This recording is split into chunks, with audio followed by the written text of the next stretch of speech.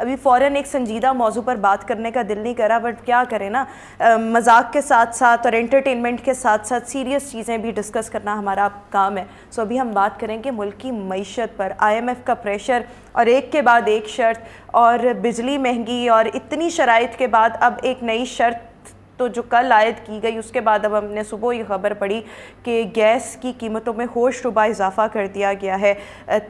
तकरीबन 16 समथिंग % से लेकर अब 124% तक इजाफा जो है वो किया गया है, और घरेलू सारिफीन, सनती शोबा, हर एक पर किया गया है। सिर्फ जो 50 क्यूबिक मीटर तक जो गैस इस्तेमाल करते हैं, मेरे ख्याल में बहुत थोड़ी तादाद बनती है, वो इससे उन पर ये चीज़ लागू नहीं होगी, बाकी सबके लिए इजाफा किया गया है। सो ऑलरेडी महंगाई इतनी ज़्यादा है और आवाम परेशान है, स्पेशली सबसे ज़्यादा जो बिलो पॉवर्टी लाइन जो लोग ज़िंदगी गुजार रहे हैं, उनके लिए बहुत ज़्यादा मुश्किल हालात हैं। पाकिस्तान किस तरफ जा रहा है, और एक ग्रांट लेने के लिए $1 अरब की पाकिस्तान को क्यों इतने पापड़ बेलने पड़ रहे हैं, और मज़ीद कितनी शराइत हैं जिन पर अभी पाकिस्तान को अमल पैरा होना है, इस पर अभी हम डिस्कशन करेंगे। हमारे साथ माहिर मईशत बाबर अजीज़ साहब हमें शो में ज्वाइन कर रहे हैं, और साथ ही साथ हमारे कॉरेस्पॉन्डेंट, स्पेशल कॉरेस्पॉन्डेंट लाहौर रंग के अशरफ मेहताब साहब भी हमारे साथ शो में मौजूद है। अपने दोनों मेहमानों का शुक्रिया अदा करना चाहूँगी। बाबर अजीज़ साहब, सबसे पहले तो ये बताएं, एक के बाद एक कड़ी शर्त, कितनी शर्तें रह गई हैं जो अभी हमने मज़ीद भुगतनी हैं? Thank you very much.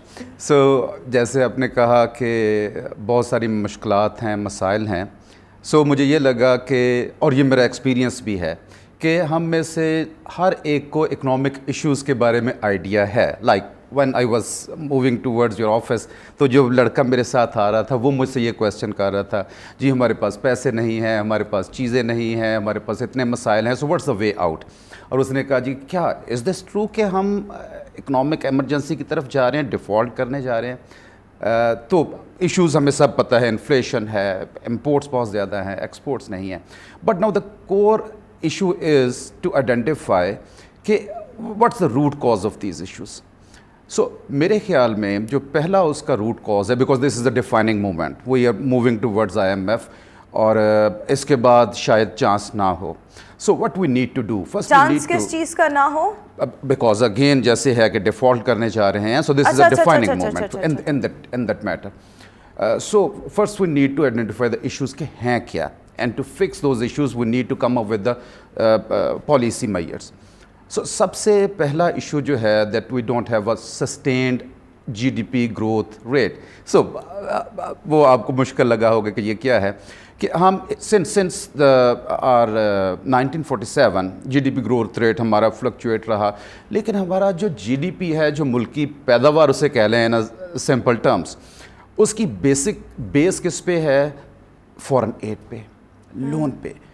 Ideally ये होना चाहिए था कि हम टैप करते अपना जो पोटेंशियल है with in the Pakistan economy, और उस पोटेंशियल को टैप करते, उसकी बेस पे हम बिल्ड करते अपना ग्रोथ को।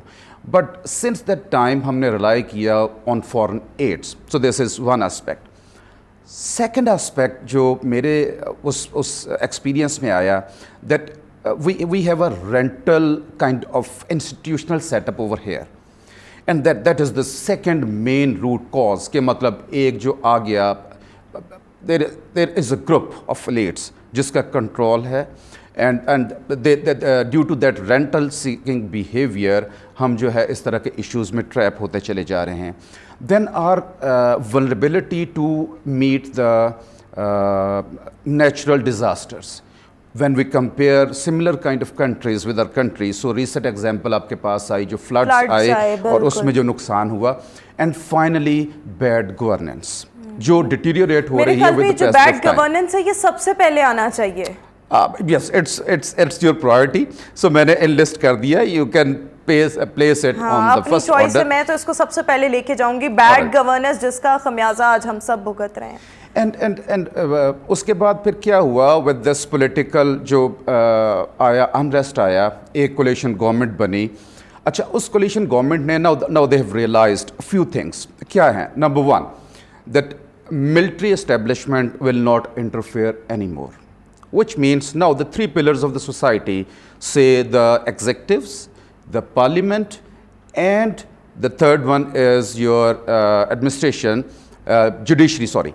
So Now they have realized that they need to sit to come up with certain policy options while remaining within the given framework, constitutional framework. Second चीज़ जो अब शायद इन्होंने रियलाइज़ की है that the elite group which they were enjoying for so many years, now might be they have realized कि अब जो cake का पीस उन्हें मिल रहा था अब उसकी ग्रोथ नहीं है. Now they need to contribute, they need to come down from their chairs to sit with the मेरे common ख्याल में ये people. भी IMF की जानिब से डंडा कह लें आया है तो ये काम किया गया है, वरना तो ये इस तरफ तो कोई ध्यान ना जाता उस तरह से कि उन्होंने कहा ना 17वें ग्रेड या उससे ऊपर के जितने भी अफसरान हैं उनके असासे भी डिक्लेयर करें. सो इस चीज़ के लिए we are so thankful to IMF कि जो काम पाकिस्तानी अवाम से ना हो सकता उन्होंने अपनी शराइत में ऐड कर दिया. अभी we have to obey it one way और another. Yes, there isn't any other way out. There isn't any other way out. Though this is a short kind of relief for us, but that is not enough. We need to sit here, we need to come up with the sound strategies to go for a longer way. But वो sound strategies क्या होंगी इस पर आगे चलकर भी बात करते हैं. अशरफ मेहताब साहब, आप भी एक वसी तजर्बा रखते हैं सहाफ़त का, बहुत अरसे से ये बीट भी कर रहे हैं. इकॉनमी के हालात तो सबको पता हैं, लेकिन आम आदमी को नहीं गर्ज के ज़र मुबादला के ज़ख़ायर कितने रह गए हैं, तमाम चीज़ें GDP क्या है, उनको ये टर्म्स नहीं पता. उनको ये पता है कि गैस महंगी, बिजली महंगी, आटे का बहरान, ये तमाम चीज़ें. आपको लगता है कि ये अभी हमें ये ग्रांट मिल भी जाएगी IMF की तरफ से जो हमने अपनी झोली फैलाई हुई है और ये हमें भीख डाल भी देंगे तो हम लोग या गरीब आदमी समहाउ सुख का सांस ले सकेंगे 6 महीने बाद, 1 साल बाद? अभी तो कहने ना सख्त फैसले हैं, तो सख्त फैसलों का रिजल्ट हमें कब तक भुगतना पड़ेगा? बहुत मेहरबानी, शुक्रिया. बिस्मिल्लाहिर्रहमानिर्रहीम.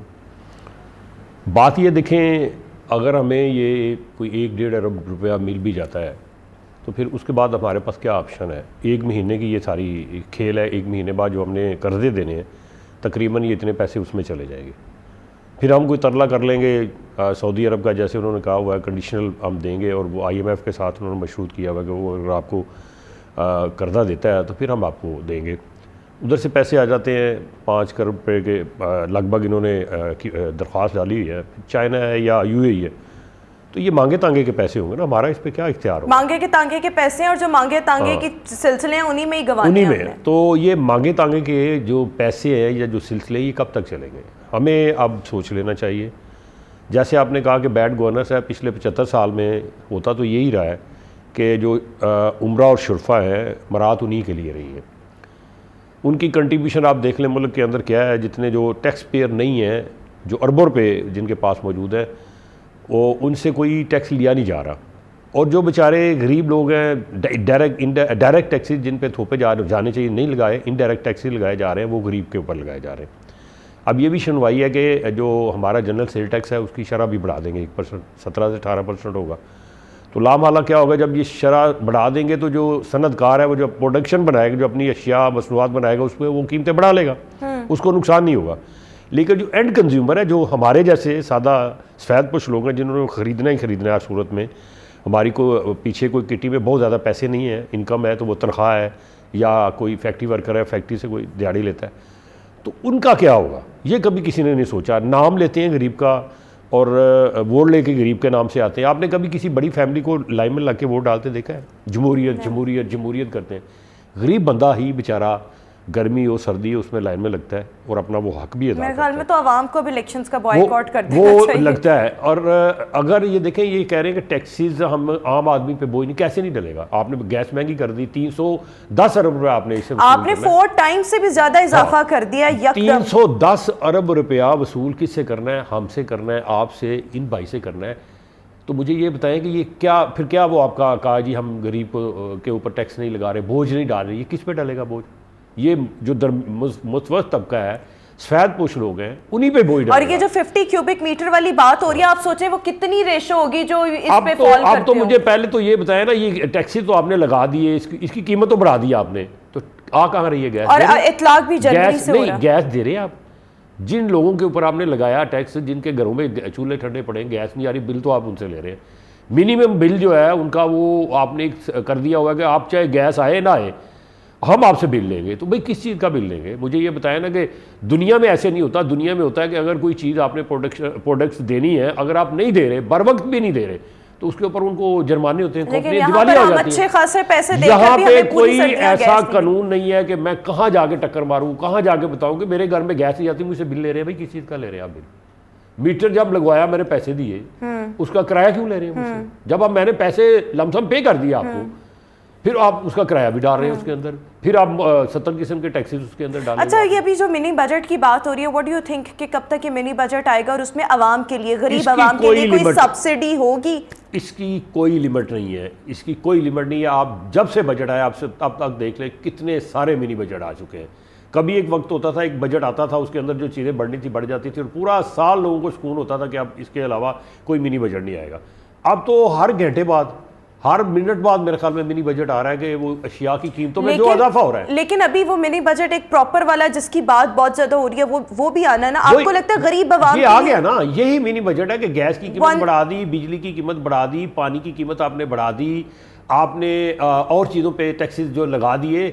तो यही मिनी बजट है। और आना क्या है, उन्होंने ऐलान कर दिया है। और जब उन्होंने ऐलान किया तो उनकी शक्ल देखने वाली थी। जो कहते थे जी डॉलर को हम 200 से नीचे लेके आएंगे, अब वो डॉलर जो है वो 270 पे 80 पे घूम फिर रहा है। तो किस मुंह से कह रहे थे वो कि हम लेके आएंगे? अगर नहीं ला सके तो फिर जाओ घर, आप इस काबिल नहीं हो, फिर छोड़ो। और ये आप IMF के पास जाएं, सऊदी अरब के पास, कब तक जाते रहेंगे? आपको अब फैसला करना होगा। ये वक्त इस वक्त आ गया। हम अगर देखा है टेक्निकली डिफॉल्ट कर चुके हैं, ऐलान ही नहीं ना कर रहे। देखा जाए तो हमारे पास है क्या, 2-2.5 अरब रुपए से मुल्क चलता है। 23 करोड़ आबादी का मुल्क जो है 2-2.5 अरब से चलता है। तो हम तो डिफॉल्ट, हमें चाहिए कम अज कम 18 से 20 अरब डॉलर तो है हमारे पास। कहाँ से लेंगे हम? ये मांगे तांगे के लेके फिर दे देंगे उनको, इधर से लेंगे, इधर दे देंगे, इधर से लेंगे, उधर दे देंगे। ये टोपियाँ घुमाते रहेंगे हम लोग, कब तक करते रहेंगे? लेकिन ये अभी फैसला करना है कि आपने जो कबीना का साइज 100 के करीब ले गए, 85 आपने बना लिए वजीर, उनको फौरन कट अभी मुआविनीन कितने फौरन कट लगा के 30 पे लेके आए। हाँ, जिसको शौक है वजीर बनने का, उन्होंने कहा भी ठीक है, अब आपको मराद कोई नहीं देंगे, आपको टैग लगा देते हैं, आ जाए आप वजीर बन जाए, मशीर बन जाए, सारे बना ले हमारी तरफ से, लेकिन कोई मराद नहीं देंगे हम उनको। अरबपति खरबपति लोग हैं, वो करोड़ों रुपए लगा के इलेक्शन पे यहाँ पे आते हैं और फिर आगे यहाँ पे मराद लेते हैं। आपको पता है कौमी असम्बली के अंदर जो उनकी कंटीन है, वहाँ पे क्या रेट है?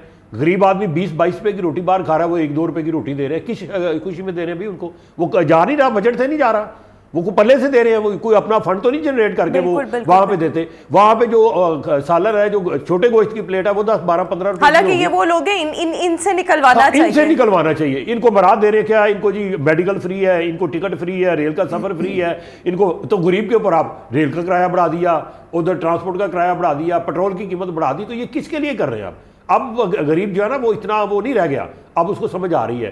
तो आप उस गौबो गजब से बचे, गरीब के उस गुस्से से बचे कि जो एक दफा आ गया तो उसके बाद जाना पता नहीं वो गुस्सा कब आना है। अवाम पे तो हमारी निकलती नहीं ना है। अवाम पेट्रोल डलवाने निकल जाएगी जब ये पता लगेगा, ऐलान लाइन में लगेगी पहले जाके कि शायद कल महंगा हो जाए तो आज मैं ज्यादा डलवा। हाँ, लेकिन अपने राइट्स के लिए कहीं पे जाके वो एहतजाज करने के लिए तैयार नहीं है। उसकी वजह ये है ना कि जेन्युइन अवामी लीडर कोई नहीं है। आपने वैसे भी अवाम को इतने मसलों में फंसा दिया है कि वो अपने मसले सॉल्व करें या एहतजाज करें। एक ये भी तो बहुत बड़ी रियलिटी है। सबसे बड़ा सलूशन यही है कि मैंने पहले भी पिछले प्रोग्राम में कहा था कि आपके पास देखिए, मेरे घर के अंदर मसला हो जाता है, मुझे पैसों की जरूरत पड़ जाती है, तो मैं एक सफेद पेश आदमी में कोशिश करता हूँ कि मैं अपना प्रॉपर्टी ऐसा बेच लूँ, या मेरे पास बड़ी गाड़ी है छोटी ले लूँ, बड़ी बेच दूँ। जो हमारे सफेद हाथी हैं उनको प्राइवेट, उनको वो उससे मैं गुजारा कर लूँ। तो आप इस मुल्क को भी ये घर समझे ना भाई, क्यों बड़ी बड़ी गाड़ियां दे रहे हैं? अभी ये मुल्क जो है इस चीज का मुतम्मल नहीं कर दे ले रहा, आप गाड़ियां सैंक्शन कर रहे हैं बड़ी बड़ी। अच्छा, we are short of time.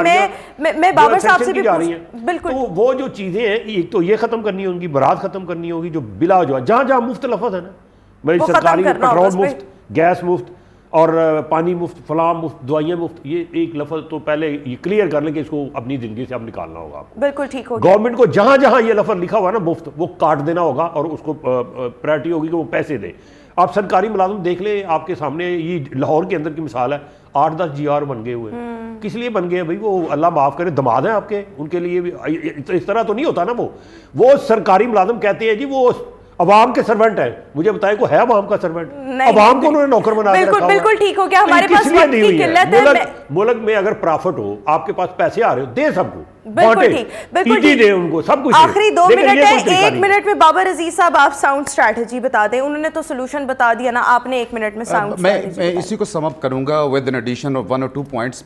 Number 1, जो हमारे जितने भी अर्बन एरियाज में गवर्नमेंट प्रॉपर्टीज हैं, we need to lease them out. to some foreign developers. Why it is so? हमारे पास बहुत सारा ह्यूज किस्म की प्रॉपर्टीज हैं, क्या होगा, we might have a lot of money और वो हम रीपे कर सकेंगे। बिल्कुल ठीक हो गया। सेकंड चीज जो है कि we need to cut down the non development expenditures. Non development expenditures क्या है, पार्लियामेंट की उन्होंने बात की, we need to cut down the size of the parliament, maybe 10 is fine, good enough.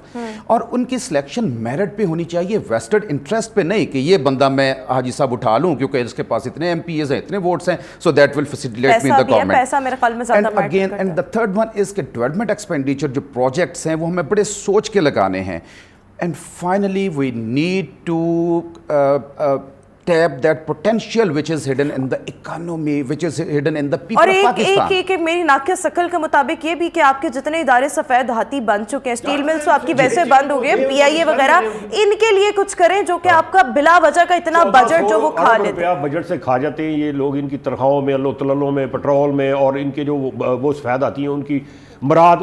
अब इतनी ज़मीन है, एक मुझे अभी भी याद है, ईसाईवाल में चले जाए, एक पुलिस अफसर है, उसके पास जो है वो एकड़ों के हिसाब से उसका बंगला है। मुझे ये पता है उसको मेंटेन करने में पैसे नहीं लगते होंगे, किस लिए रखा हुआ है, उसको उस साइज को कट ऑफ करें, जो बिल्डिंग है उतनी दे, बाकी जो उसने लैंड, जो जरी लैंड पे कब्जे किए हुए हैं, एक ही अफसर की बात बता रहा हूँ, ये तो कई नेशनल इंश्योरेंस कंपनी के पास खरबों रुपए की जमीन है, पाकिस्तान स्टील मिल के पास 10,000 एकड़ जमीन है, किस लिए रखी हुई है, देखने के लिए, चाटने के लिए रखी हुई है, उसके ऊपर जो मेंटेन करते हैं उसको पैसे नहीं लगाते, बेचे उसको। अब रेलवे की जमीन देखे, कितने खरबों रुपए की जमीन पड़ी हुई है, ये पोस्ट ऑफिस आप देखें, क्या कुछ जमाना रह गया पोस्ट ऑफिस का, मुझे ये बताएं, उसको स्क्रीन करें, उस लेवल पे ले जाएंगे, छोटी बिल्डिंग में लेके जाएं, वो जो आप शहरों के अंदर अरबों रुपए की जमीन है वो उनको दें भाई, आप मर रहे हैं, सामने वो इकॉनमी की लाश पड़ी हुई है, अगर ये इकॉनमी की लाश आप देख रहे हैं, मुल्क की जो सादियात की लाश सामने पड़ी हुई है, कफन डालने के लिए पैसे नहीं है तुम्हारे पास, तो तुम जाके महंगे होटलों में रह रहे हो, 5-7 स्टार होटल में, मर जाना चाहिए इस तरह। बिल्कुल ठीक, ये तो जोंकों की तरह, इस मुल्क की सादियत को जुओं की तरह,